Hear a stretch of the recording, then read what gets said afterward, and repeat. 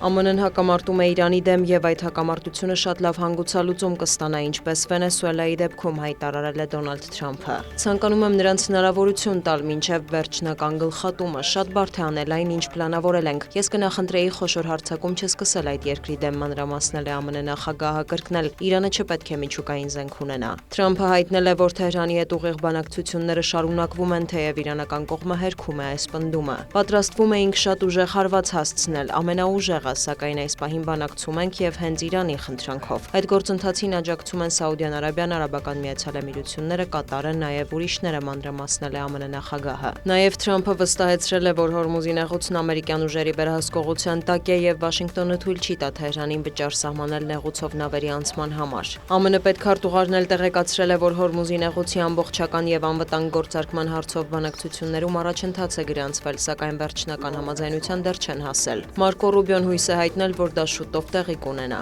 Միևնույն ժամանակ նա նշել է, որ նեղուցը բաց է եւ նավերը փոխադրումներ են իրականացնում։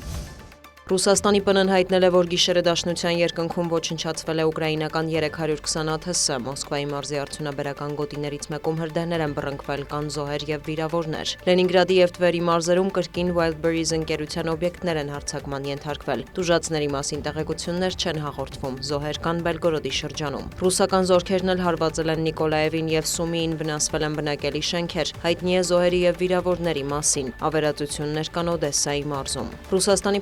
փոխարտգործնախարարը հերթական անգամ հայտարարել է, որ խաղաղ կարգավորման բանակցությունները ընդհատվել են Կիևի մեղքով։ Մոսկվան պատրաստ է քննարկել կառուցողական առաջարկները, այդ թվում շփումների ձևաչափի վերաբերյալ, ընդգծել է Միխայիլ Գալուզինը։ Սակայն նրա խոսքով դեռ որևէ արժեքավոր առաջարկ չեն ստացել Արևմուտքից։ Ռուս պաշտոնյան նաև շեշտել է, տնտեսական ճնշումները չեն ազդի Մոսկվայի վճռականության վրա։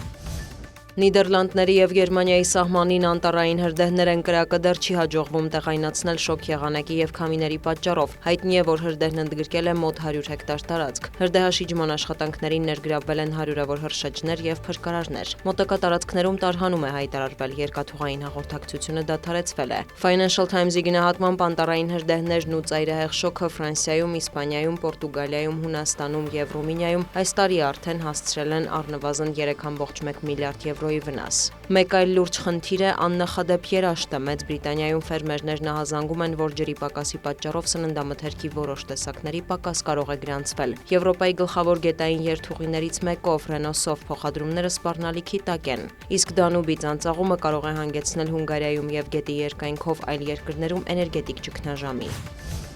Օրերս Մարոկոից Իսպանիա անօրինական մուտք գործած ընդհանուր առմամբ շուրջ 72,000 ներգաղթյալից մոտ 70,000-ն արդեն վերադարձել է, հայտնում է Իսպանիայի ներքին գործերի նախարարը։ Ավելի վաղ հուլիսի 31-ին Սեուտայի իշխանությունը տեղեկացրել էր, որ քաղաք է ներխուժել մոտ 60,000 մարդ։ Այժմ Իսպանիայի իշխանությունները փորձում են կարգավորել եւ հստակեցնել երկրում մնացած միգրանտների իրավական կարգավիճակը։ Նրանք, ովքեր իրավունք չունեն մնալու Իսպանիայում, կարտաքսվեն, մանրամասնել է ներքին գործերի նախարարը։ Նշվում է, որ լրացուցիչ 25 միլիոն եվրո է հատկացվել անչափահաս միգրանտներին աջակցություն տրամադրելու համար։ Դիանա Գասպարյան, լուրեր։